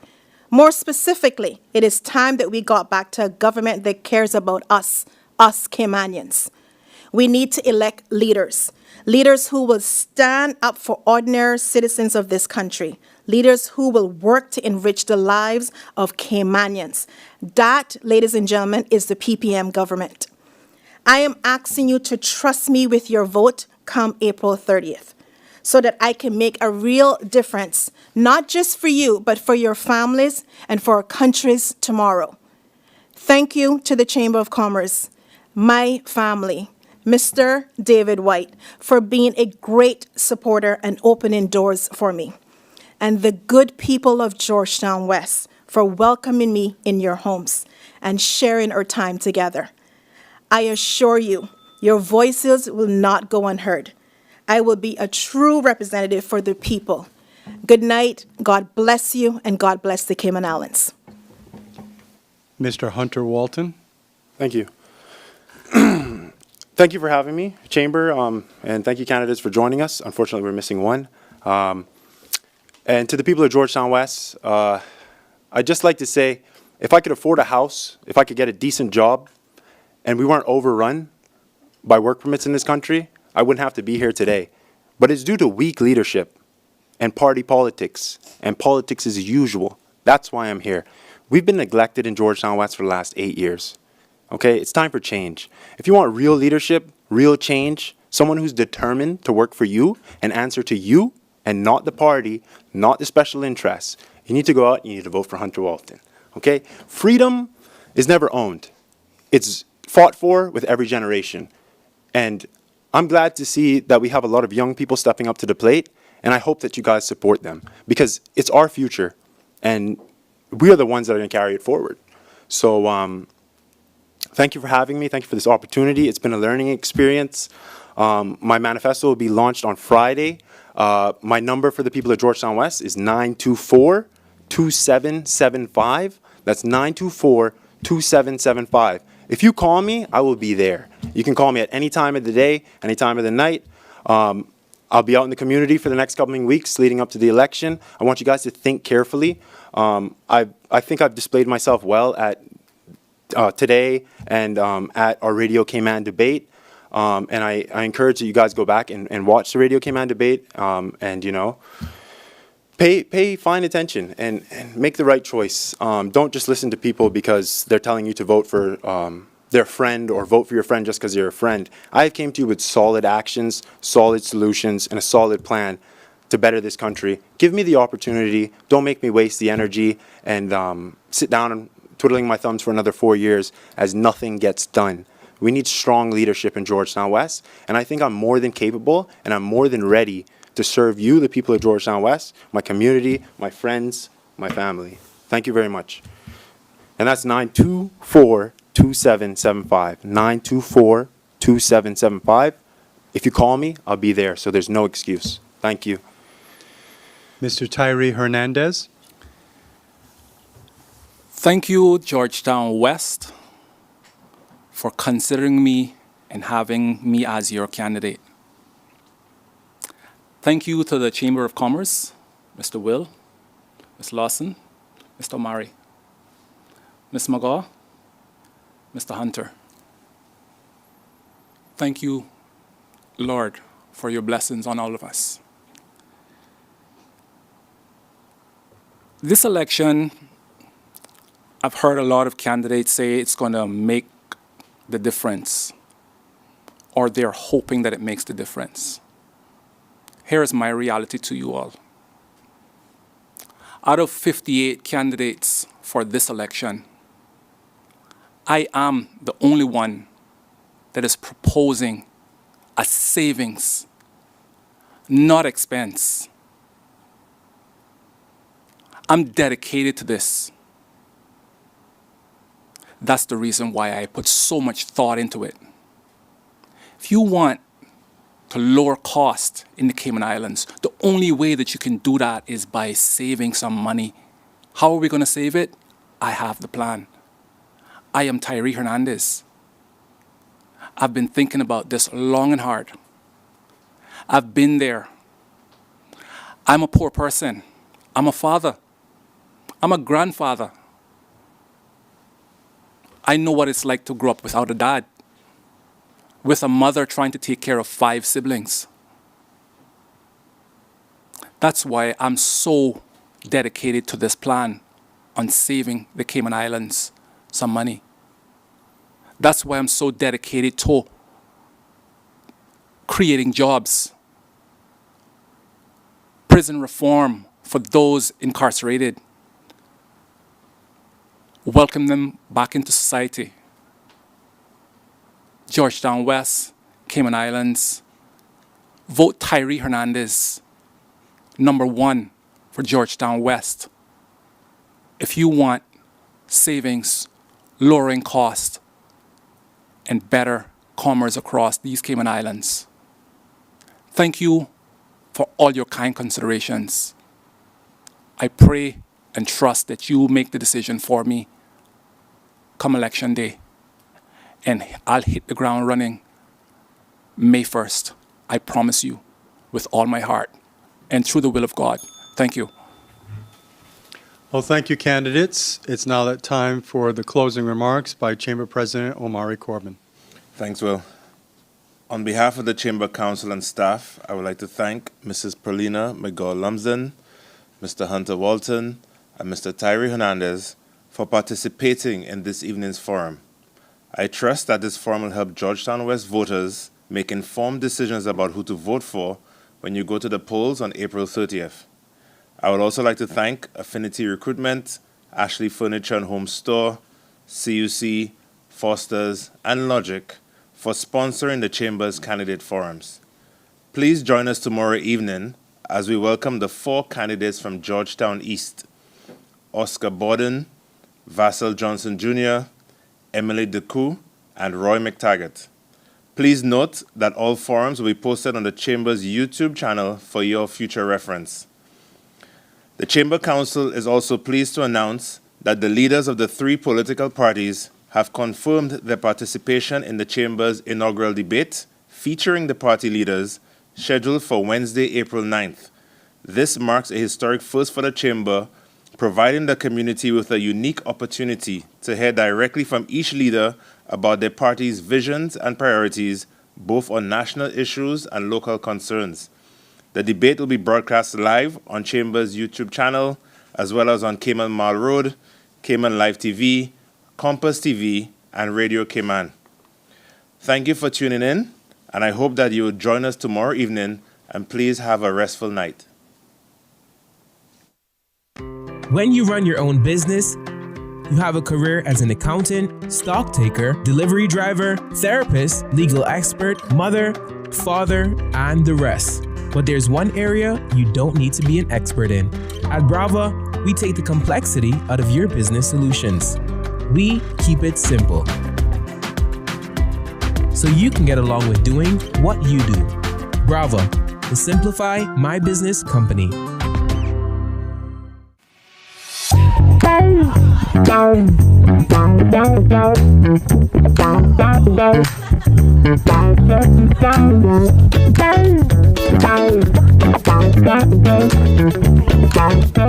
Why is my bill higher? These days, it might seem like the cost of everything is going up here in Cayman. When it comes to your energy bill, this may be no exception. You may be wondering why your bill is higher when you haven't done anything different in your home. Here are some common factors that will increase your energy usage. As temperatures outside increase, your air conditioning unit has to run longer to keep your house cool, even if you haven't adjusted the thermostat. During the summer months, cooling your home can make up more than half of your energy bill. It's important to maintain your AC so that it can function as efficiently as possible. Changing your AC filters can also help with ensuring units are functioning properly. Remember, for every degree you turn up your thermostat, you can save on your monthly energy cost. Turn off your AC when no one is home. Thermostat should not be set any lower than 78 degrees. Also consider closing blinds and drapes on the sunny side of your home. This will help reduce the temperature inside your home. Remember to consider energy waste. Think about the items in your home that are using energy, like gaming computers and ceiling fans. Always unplug and turn these items off when they are not in use or needed. This will help you conserve. Now that you have some energy saving tips, you can track your consumption daily on MyCUC. Learn more at www.cuc-cayman.com.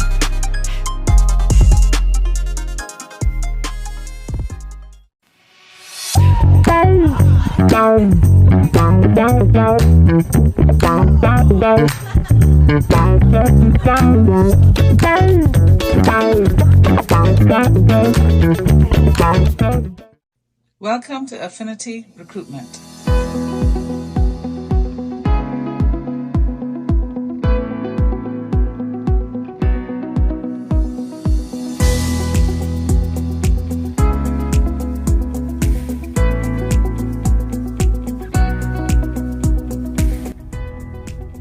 Hi, I'm Michelle Aubert, founder and managing director for Affinity Recruitment. Affinity specializes in financial services recruitment and corporate immigration services. We can be reached at 943-2020. We're located in the heart of Georgetown at Piccadilly Center.